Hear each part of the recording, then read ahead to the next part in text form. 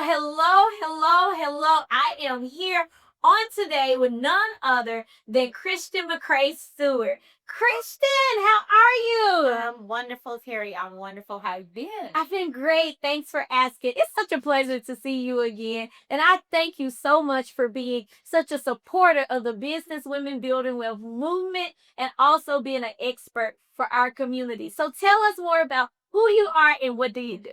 Of course. So I'm Kristian McCray Stewart. I am the founding attorney of McCray Stewart and Associates, where we are your trusted advocates for justice and peace of mind.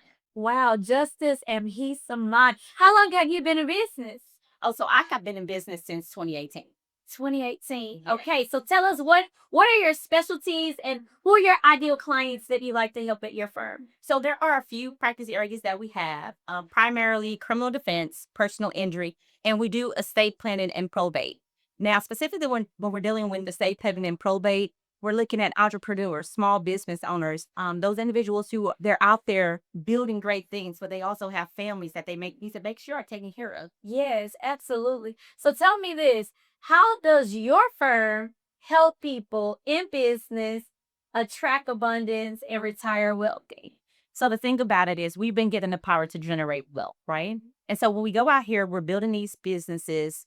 What's going to happen with all that we have built, right? What is going to happen with your business? And so what we're trying to be keyed into is building out a plan for the future, right? It's not just about the here and now, but what happens in the future? How are you being a good steward of everything that you have obtained? What are you actually leaving for your children? What are you leaving for your children's children? Then also us as business owners, sometimes what we fail to think about is if tomorrow we're not here, what happens to our business? How does it continue to support our family? If you are the only person who's able to control and direct everything and you're no longer there, it will crumble, it will fall. And you have to have the things in place that's necessary to keep it running or for it to produce whatever you want to produce. If you want to keep the business in the family, if you want to sell it, but you have to be able to detail those things out so people know what to do. Right. So can you give us a short checklist of things that we should have in place if we do want to build a business and one day be able to either sell it or gift it? Exactly. So some of the key fundamental things, you and just estate planning in general, right?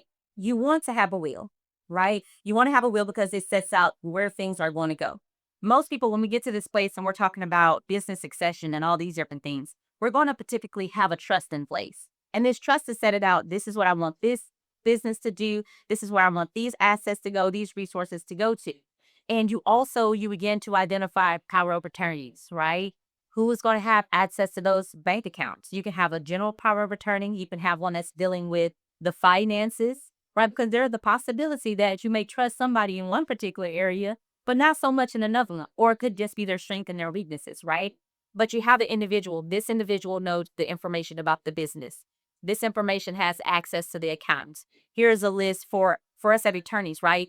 I can't just leave my business to anyone, right? I have to have another attorney who can come in and represent them. And so depending on the type of business that you're in, who is the individual that can step in and continue to represent your clients, your customers, your ideal individuals, right? And with these things, and then you laid out how the business is supposed to run. Some of these things can also be detailed and outlined in your operating agreement. And so just walking through those spine, and that's the overall view, right? You definitely will get more detail depending on the type of business that you have and how you want it to look. Does it actually go to your children or does it go to business partners and faith? Just depending on how it looks set up. But you have to have those things in place. And typically you're dealing with those trusts and it's just laying out all the details. Beautiful, beautiful. So let me share this with you all. She is very professional, as you can see. She's very poised. She loves people. And when I first met this queen, I discovered that she lived in Memphis for some time. So then I said, well, I'm going to call you home, girl, because anybody that's from where I'm from can understand me a little bit better. And so share with us, what has your journey been like as someone who lives in Texas, but you've also studied in other states. You studied in Mississippi, right? Yeah. You lived in Memphis. So tell us, what has it been like being in those different areas? And tell us a little bit about your educational background. Yes, definitely. So I went to Ole Miss. That's where I went for law school. Ole Miss, after Mississippi, Yes. Hottie's hot. So I went to Ole Miss for law school. And when I graduated, I continued to practice there for some time with the firm I had worked with throughout law school. And so they were basically like my family. And at some point in time, when I initially opened up my own practice in 2018, I was practicing in Mississippi, but I was living in Memphis, right? Surely there are from in South Haven. But in this area, okay, no, make it amazing, right? And so I'm in South Haven practicing sometime. And this time I'm typically doing federal criminal work and state criminal work.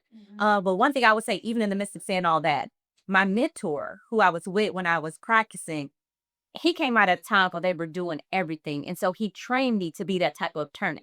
There's nothing that I can't encounter, nothing that a client can't bring to me, and I'm not able to say, okay, let's figure out what needs to be done. So with that being said, being in Mississippi, being in Memphis, the thing is you get to encounter various people from various backgrounds, right? And you get to learn how to interact with them, determine what they be, learn how to communicate, learn to meet people where they are. And what people don't understand, especially in the legal field, from my purview, it's important because every person has something that they're dealing with and that they have to navigate. And you don't treat them just as a, oh, somebody's walking in my office, this is just another dollar. No, these are people that you're dealing with. And so not only are we addressing the legal issue, but we want to make sure that we're taking care of you as the person. And so always knew that at some point in time I was going to come to Texas. Everything is big in Texas. And we got a big firm that's going to do big things, right? But we're trying to serve a lot of people. You serve them the right way. Yes. And so we relocate here and it has been amazing. We're continuing to grow. We still practice in Mississippi, recently licensed in Georgia. So we're sure that we are expanding. We are truly expanding. You know, you hear about a lot of the big firms and you do it. Well, you just have somebody that's sitting here in your chair who's going out there to do the same thing. Yes, we all have to start somewhere. And I will say I truly can speak to her integrity. I can speak to her professionalism. And I had some family members last year who needed some help. I was like, well, I know a lawyer you may need to speak with.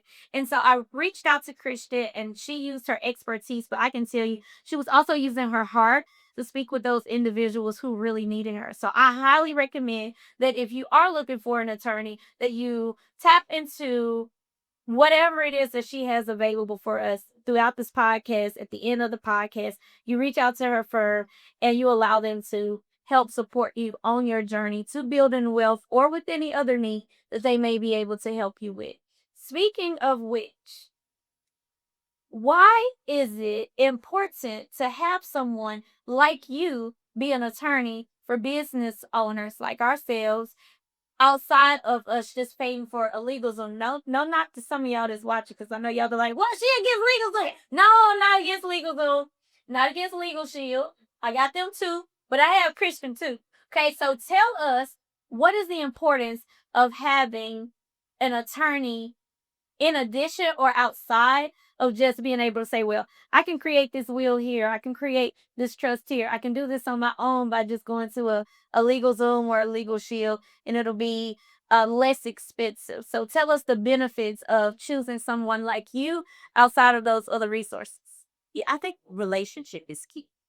Relationship is key. Anything that you're called to do, anything that you're doing, you're not meant to do it by yourself, right? And that's not to say, as you say, that Legal Zoom or Legal Shield are bad. I'm actually a referral attorney on Legal Shield. So Oh, nice. Good yeah. to know. So it had that by any means. But it's about relationships. You want someone who is going to relate to what you have going on, who's going to see. I tell people all the time, sit down when we have these consultations, get a feel for the attorney and see if they're relating to you. See if you have that comfort and that communication. See if they're having your best interests at hand. It's not about them. It's not about their ego. It's not about the money, right? Yes, we do this as a profession to make money, to provide for our families, but it's not just, oh, I'm just going to do whatever to get your money. No, I care about you. What do you have going on? What are you trying to accomplish? What's the pain point for you? Like, what does this look like? Because in most situations, what you're dealing with is people's lives, right? And so if you don't have someone who understands you or sees it that way, does it really benefit you in the end? And so the atmosphere that we build in our firm is to always be concerned about the person first. We're going to get to your legal issue. We're going to go out here and fight for you. We're going to advocate for you, but we care about you as an individual. And unfortunately, And all over the 13 years that I have been practicing, I've had people that I've encountered who had bad experiences with attorneys, and they felt like they were just a meal ticket, or they felt that they were just out to get their money, but they didn't care about them and what they had going on. And so, of course, I can't change what has happened to them in the past, but what I can change is their experience with me. They can say, look, I encountered somebody, she had integrity, she was trustworthy, she did care about what I had going on. She's seen me as the person. And that's what means something to me. Is that when you encounter us, there's gonna be a shift. There's gonna be a change. But beyond just your legal, because you don't like, you want to know something?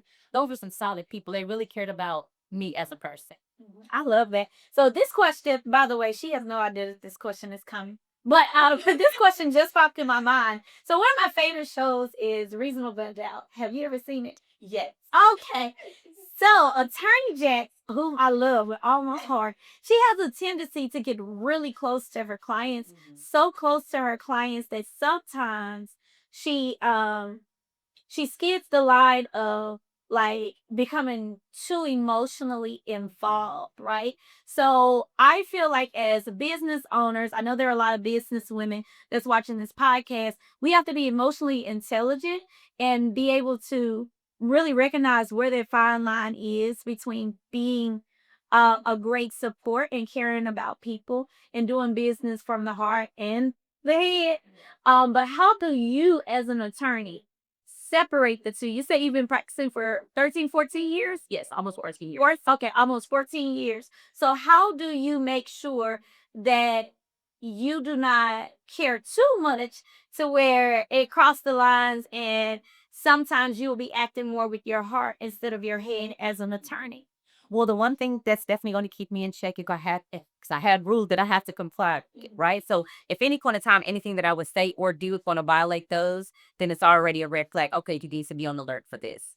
But most importantly, is to be transparent and to be honest. One thing that I'm always with my clients, and I'll tell in our admission conversations, I'm going to be transparent. I'm going to be honest with you. Why is that a court? Because maybe I have some part information that you may not want to hear, but you need to hear it. I have to be honest with you about it. And so even though I care for you as a person, and I'm just like, oh, this information they may not like, they may not want to hear it. It may hurt their feelings. Well, guess what? I'm going to tell you anyway. And so I think, yes, there is the balancing act, if you will, but in the end of the day, at the end of the day, if you truly care for people, you're going to share with them what they need. I have to have hard conversations in this profession, right? All circumstances are not the same. There are various situations and dilemmas that people find themselves in, and it's not cookie cut, right? The same way that I deal with one client will not necessarily be the way that I deal with another client. And so it's like you live and you grow and you develop the skills and the empathy to meet, like I said early on, meet people where they are. And there are cases, there are some hard cases, right? I will not say that I haven't had moments over these, 13 plus years where I was on the case and I go home and it hits me. But you can only carry it for so long, right? And so you get to the place that you sit in it, you deal with it, and then you have to show it the next step. It's that's showing up the next day, even after you're sitting in it. Yeah, that's really good. What I have learned and what I have watched is I've watched you evolve. I've watched you grow. I know we haven't known each other long, but from what I can see, you actually have a team, and you're not a solopreneur. And so now that you have a team that you have to work with that are on payroll, you have to lead them according to the mission and the vision of your firm. Can you share with us some of the growing pains that you may have experienced going from a solopreneur to a true CEO who now has a team to manage? Yes, that is an interesting question. And the journey has been, you know how you take that segment and you just reflect and look back. For the first 5 years, from 2018 to 2023, I was running my entire practice by myself, by myself. And amazing feat. When I first hired my assistant, she said, how were you doing all this? And I'm just like, the grace of God. Yes, The same, the grace of God. But I will be very transparent with that. What happens is, so when you build a business, when you begin to hire people and take them on, you realize now that you're a resource that God is using to be a blessing to them. And I had a fear, if you will. I never wanted to put somebody in a position that they're depending on me, if you will, and then I can't show up. I couldn't show up because these individuals have families as well. But what had to happen is to shift the mindset and say, look, you're building something great. Don't allow fear of what could potentially go wrong to hinder you. Go out here and do what you're called to do, because you're called to be a blessing to people. You're called to open doors for other people to come on and build with the vision that you have. And when I did that, it was just like, why had I been waiting to do this for so long? Not only was it a benefit for me, but it was a benefit for my clients, right? Because when I could have people take some of the things off my plate, it allowed me to show up better in the capacity for which they needed me to. And so when you realize that, it allows you to keep building and to keep growing. And then you just like, oh, I did this once. I can do it again and again and again, and open up various avenues of opportunities for amazing people. Yes. Oh, that is so good. What I heard her say is that there was a time in which she was doing everything. When she learned to delegate, it not only made her client experience better, but it also allowed you to be put in a position to bless more people. Outside of being the attorney for your clients, you are able to be an employer, which means now you are able to hire people. You're able to provide resources and finances so that people can continue to have a great quality of life. And that comes with great responsibility, but it also comes with great fulfillment. I tend to work with quite a few business owners who have between 2 and 10 employees. And we're in this sweet spot where we're really starting to realize, like, we truly are blessed to be a blessing. And what does that look like? And how do we steward our money, our time, our resources, and our finances so that we can continue to live a purpose driven life? And I know that you are a Christian woman. You are a Christian woman in business. I know that faith is a big part of your foundation. So can you share with us, how has your faith impacted how you build your business and build your wealth?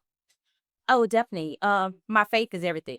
And I say that because, but for my faith and this calling that God has on my life, I would not be here. Right. So that's the one thing about what I do. This is not just, oh, being an attorney sounds good. Being a lawyer sounds good. I'm gonna do this because I think I'll be able to make a lot of money in it. No, this is truly a calling. This is a destiny that I am now walking this path. And so with that, how I treat people, how I encounter people, how I show up for people. First and foremost, I answer to the man above. So every client that I have, how am I handling their cases? How am I handling them as people, right?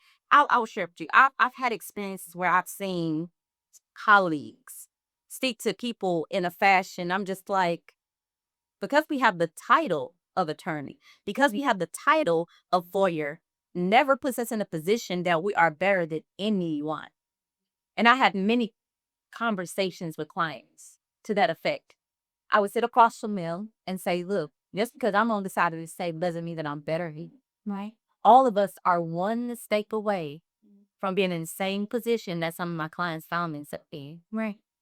For some of us, we just didn't get caught. But that's a whole nother conversation. Praise be God from grace and mercy. A whole different conversation. But then in my resources, how am I showing up? Am I just swindling it here? How am I using this? And then the impact that I want to have in my community, right? What I'm building is beyond just, oh, I want my family and I to live a good life. No, I want to be a blessing to other people. I want to have an impact in my community. There's things that I'm called to do that's greater than the firm, but it starts here. This is the seed for a greater part.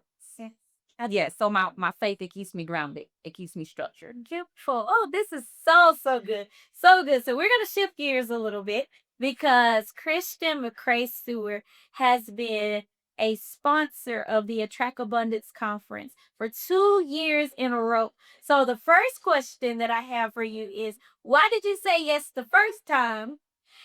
And then why did you say yes the second time? And how has your life changed since you said yes? Definitely. So for one, as Terri mentioned, we haven't known each other for a long time, but when we connected, we connected. Yeah. And so when you told me about what you were doing and you were sharing your vision, I was like, I can get on board with that. I'm all about helping people continue to grow and unlock the greatest version of themselves. And so when you talk about attracting abundance, and it's not just from the money aspect, it's every portion of your life. You should be showing up wanting to attract abundance. Yes. Right. You should want to be there to be an overflow of abundance in every aspect of your life. And I was like, okay. And so understanding that there's something that I have that could assist with that vision, why would I not want to come along somebody who's doing great things? Because the thing about it is you want to be in an atmosphere with people, like-minded individuals. Yes. Absolutely. Absolutely. Because a rising tide is gonna lift all boats. And so if I'm connected to myself with somebody who's going out there to pursue greatness, who's pushing for the abundance, who's encouraging, who's supportive, who's motivating, who would tell you like it is, then that's who you connect with. They're trying to go in that avenue. And so when I showed up to the first conference and I seen the impact that it had on the lives, and you seen women leaving there and sharing their stories about something was ignited in there, right? There was a shift in the mindset. And then to see these women put these things into play and to see how their lives were changing. Second year, why would I not continue to join? You know, when something is going, but don't reinvent the wheel. Yeah, don't reinvent the wheel. And connecting with these ladies too, right? Because that's an opportunity. And I'm connecting with you as I come and I share and I speak. I connect with these women and I want to continue to see them do great. And and I told you, I was like, look, I love what you do and it's amazing. And to continue to see you grow, and if there's ever anything that I can do to be of assistance, why would I not? Because that's the one thing about me. I have a servant's heart. How can I be of service? How can I? Do y'all see what I mean? Look, everybody needs a Christian in their corner, in their circle. If recall correctly, one of the women that came this year is a part of your team. Is that correct? Yes. Yes. So how was it having one of your teammates be a part of the conference? And did you see anything within her that was ignited from being there or having that experience? Yes, definitely. Because she actually has her own business that she's building up and that she's working through. And so it was amazing. Because for one, I didn't even tell her that I got her a ticket or anything. She just got the information and she was like, "What? I think you have the wrong person." She's telling me the story, and I'm just like, that's that's a lesson in itself to be able to do that.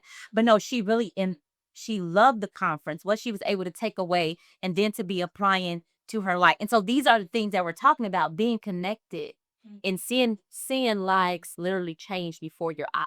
Yes. That's what it's about. Yes, it is. Oh, this is so good.